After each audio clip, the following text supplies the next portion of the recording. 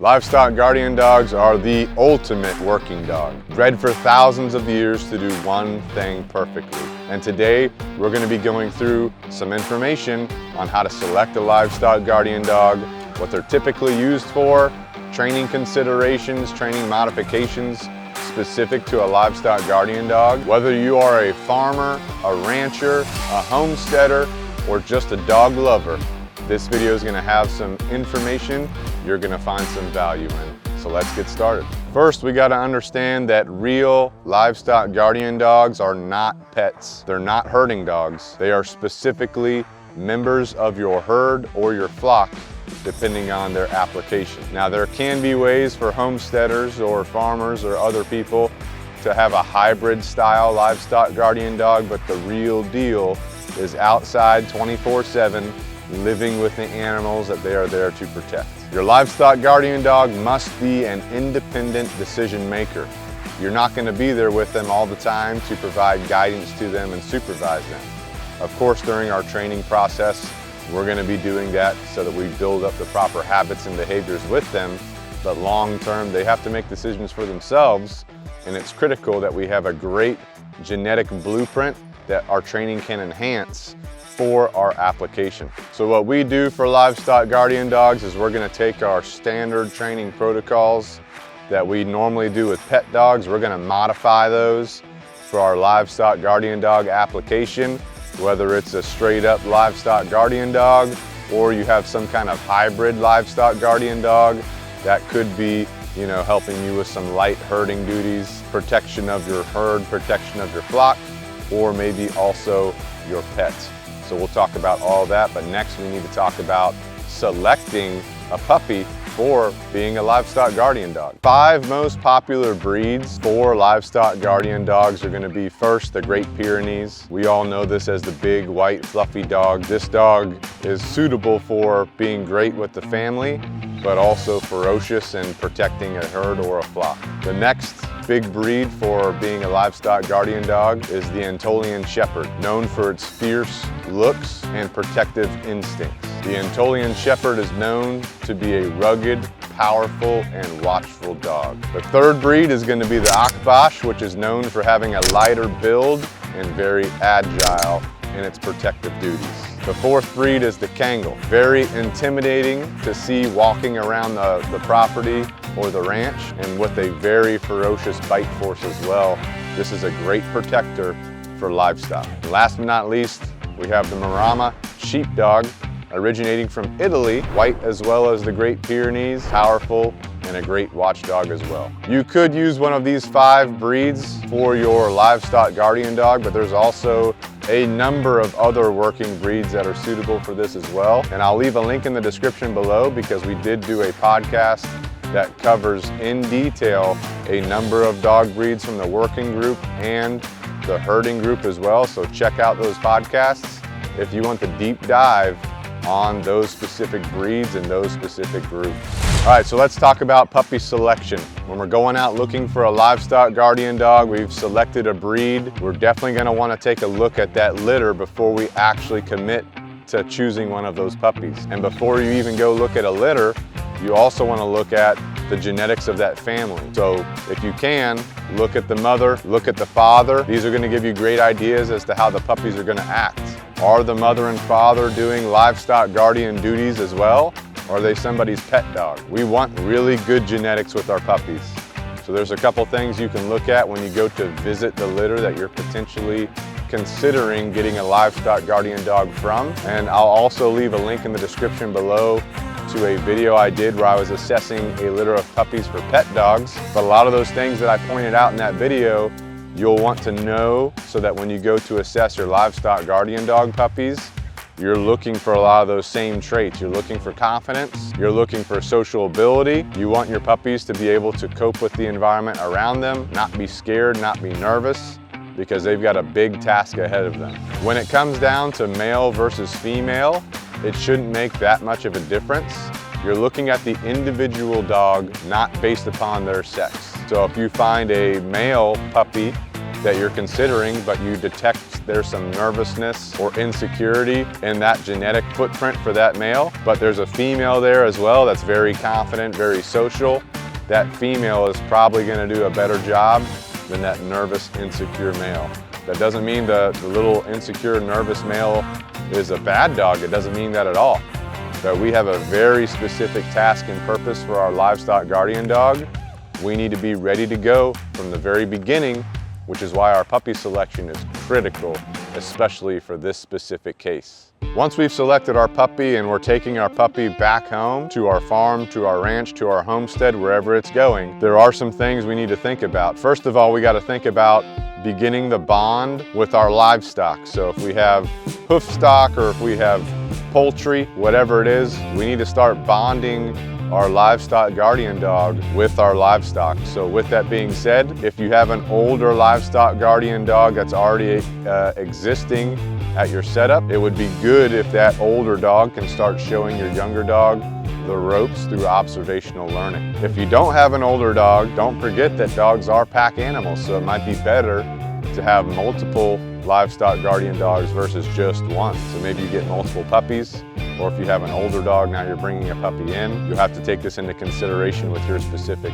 setup and the way you're doing things. But what I would do is you would start thinking about how you're going to bond your Livestock Guardian Dog to your animals, right? So have this dog on a leash, start taking it with you as you do your routines with the livestock. Don't let your puppy just run up on livestock. We don't want a goat to ram that puppy and harm it. We don't want a sheep to kick it. We don't want a cow to stomp on it, right? So we have to take this into consideration. Our existing animals, our livestock, have to get used to the new dog, the new puppy being around, and the puppy has to get used to the animals and how to interact with them. And this is a great way to already start teaching our puppy how to not chase the animals that are smaller, like if you have chickens or if you have rabbits or things like this. Prey drive can obviously be triggered in young dogs and older dogs. And if a chicken starts running in front of our puppy, they may want to chase that chicken and grab it with their mouth as part of their natural prey drive. So what we want to do is start teaching our puppy that you don't get to chase chickens, you don't chase the rabbits. They're part of our family, they're part of your pack. So what I would do is have your puppy on a leash. If they start to go down that road of prey drive, taking over them to go after that chicken or go after that rabbit or whatever you have, use that leash as a line of communication.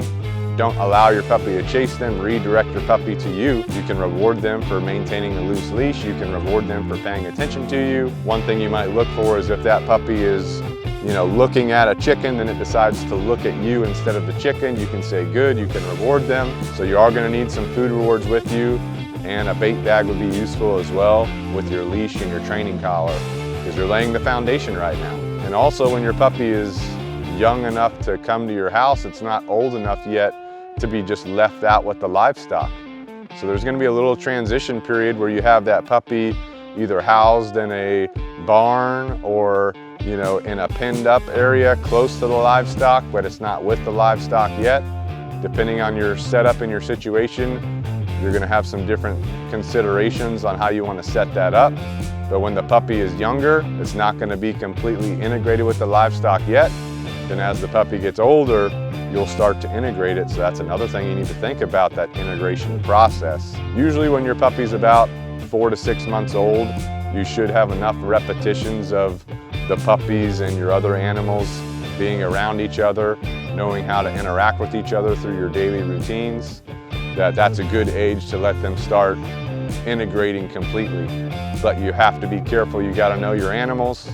You got to know if you have that goat that just is going to go after the puppy, right? You're going to have to train that goat, work on that goat a little bit, not to do that. And you have to teach your puppy how to respect the different animals and their individual personalities.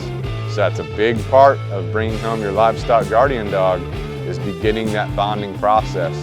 Take your time with it, use your leash as a line of communication, and reward your puppy for doing the right thing. All right, depending on your setup is how you're gonna think about doing your training for your Livestock Guardian Dog. I've been to a bunch of different ranches and farms and homesteads. There's a lot of people that have huge properties, fences all over the place that you can use to help do some of your training.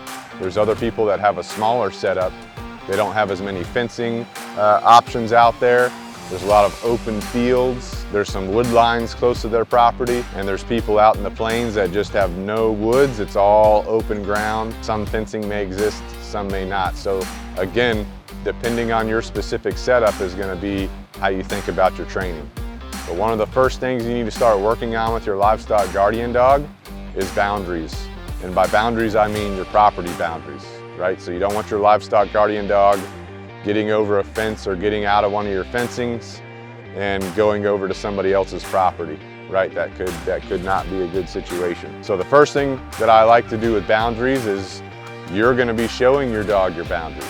So walking with your dog, having them on a long line is a great way to start implementing boundaries, and I put a link in the description below to one of the long lines that I really like. But walking your boundary lines with your long line, your dog checks in with you, you reward them for that, and you keep moving.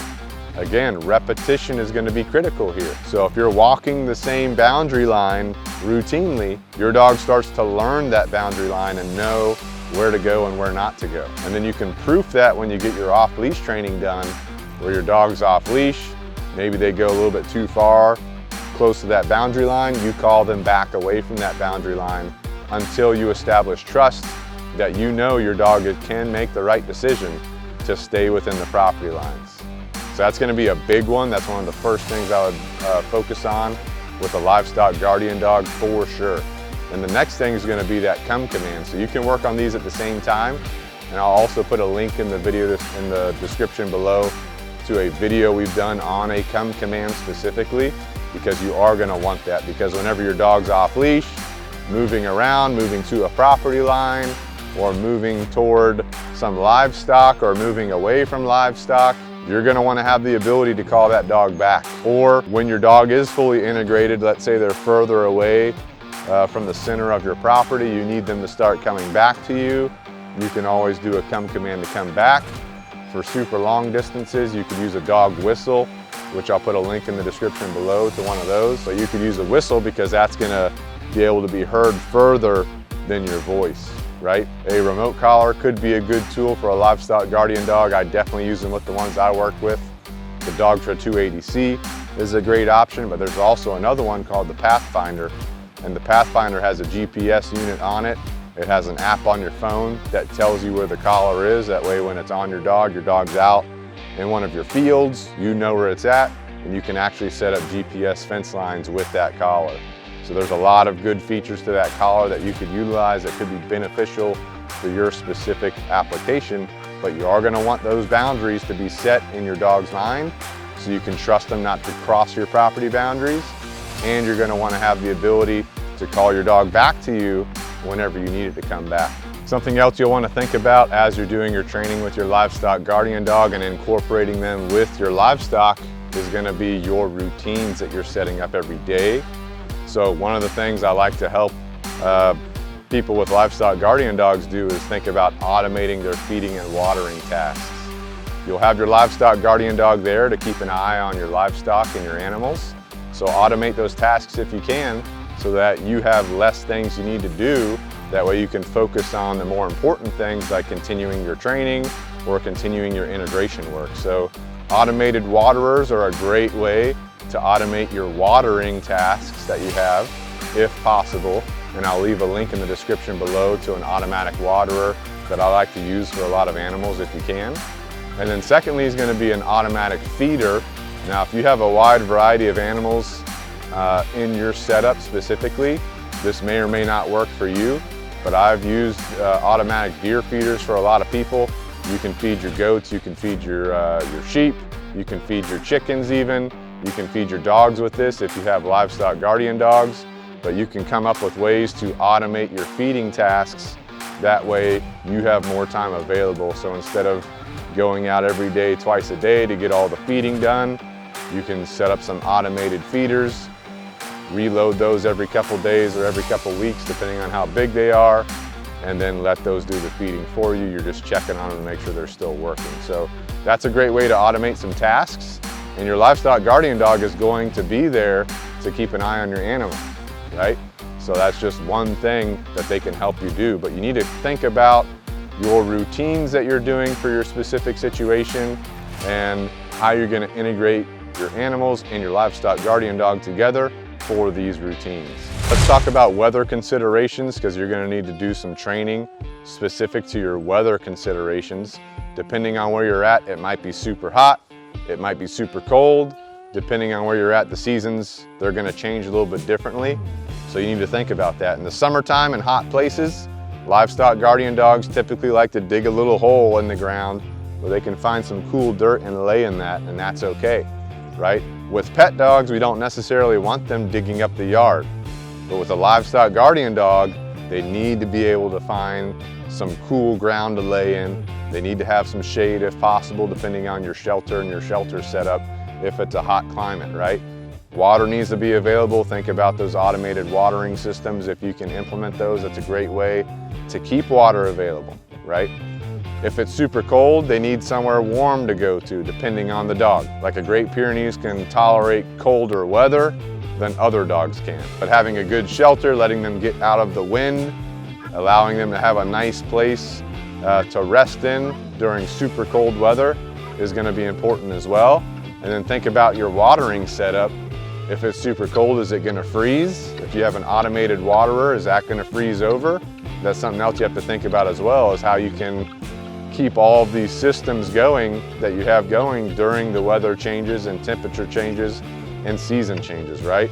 But there's things that Livestock Guardian Dogs are going to do, like dig a hole in the ground when it's hot outside. That's acceptable, in my opinion, that would not be acceptable for a pet dog. So something you got to think about and consider and not worry about in these specific situations. All right, let's talk about predators, because predators are a big reason why we have Livestock Guardian Dogs. Depending on where you are, depending on the animals that you have, there's going to be different predators, right? So we have potentially bears, wolves, coyotes, foxes, hawks. These are all common predators for a lot of the livestock and poultry that we have. So with that being said, how does your Livestock Guardian Dog differentiate between what's a threat and what's not a threat? So because of our routines that we've built up with our Livestock Guardian Dog and our other animals, they know what animals are around every day for these routines. So if something unusual shows up, that could be a potential reason to be alerted. So how do we promote our Livestock Guardian Dog to be alerted and take action against the threat? Well, first of all, this goes back to our selection of our Livestock Guardian Dog. We want to make sure we have one with good genetics. We want the mother and father to have a proven track record of dealing with predators. Once we have our Livestock Guardian Dog ourselves, we're doing all of our training, we're doing our integration. If there's a threat, if there's a predator, we want to promote our Livestock Guardian Dog being alert. So for example, let's say your Livestock Guardian Dog is out with your goats, right? They're out grazing and there's a coyote in the distance, and your Livestock Guardian Dog sees it and it gets kind of alerted. If you're there, you can promote further alertness, right? You can get up close to your dog, you can point at the coyote, you can look at the coyote, you can do things to increase your dog's arousal. As far as looking at that coyote, you can start moving to the coyote with your dog. There's different things you can do to promote your dog getting more aroused, getting more alerted. And then when that threat passes by, good boy, good girl, right? Give them a good pet, give them a reward, let them know they did a good job, go back to the normal routine. So little things like that are gonna help really enhance your Livestock Guardian Dog's alertness as far as detecting a predator, knowing what to do if there is a predator there, all these kind of things. Now with that being said as well, I've worked with a lot of homesteaders and farmers that bring guinea fowl to their setup. They bring guinea fowl because guinea fowl are very good about alerting to a threat. They're a noisy bird. So what I've done in the past is help dogs. They get the alert from the guinea fowl, and then the dog goes and investigates what the guinea fowl is alerting at or alerting on. So that is an extra layer of alertness that some people choose to implement in their specific situation, which can help enhance the dog's ability to react and respond to different things. So if you found value from this video, make sure you give it a thumbs up and share it with a friend or family that needs this information. And like we already talked about, you need to teach your Livestock Guardian Dog that come command. So in this video right here, I've taught you how to do that, and I'll see you in the video.